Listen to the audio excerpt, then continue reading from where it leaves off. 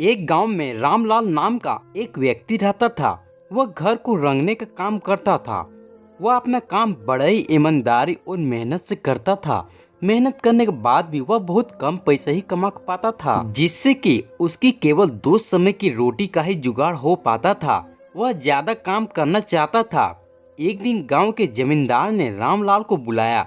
रामलाल जमींदार के पास गया।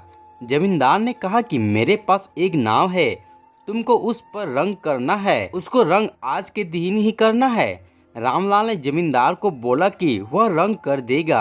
जमींदार ने रामलाल से रंग करने का रेट पूछा तो रामलाल ने बोला कि वह रंग करने का 1500 रुपये लेगा।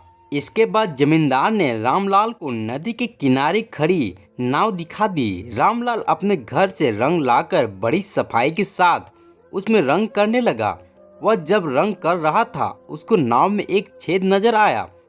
उसने सोचा कि यदि इसके ऊपर केवल रंग कर दूंगा तो यह नाव डूब जाएगी, इसलिए पहले उसने उस छेद को भरा, फिर उस पर रंग किया। नाव के रंग का काम पूरा होने पर वह जमींदार को नाव दिखाने ले गया।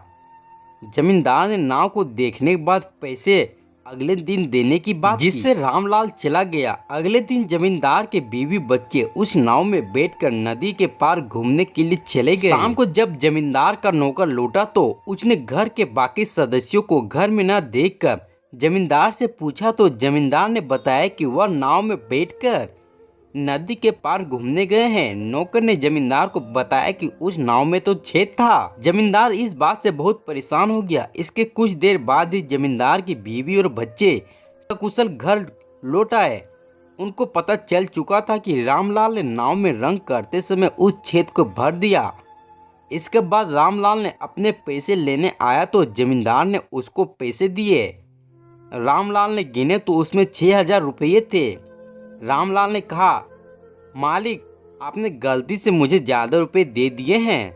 रामलाल ने फिर से कहा, नहीं, यह तुम्हारे काम का इनाम है जो तुमने किया है। तुमने नाव में रंग करते समय जो छेद भरा था, उसकी वजह से मेरे परिवार जान बच गई। रामलाल पैसे लेकर घर चला गया और वह बहुत खुश था।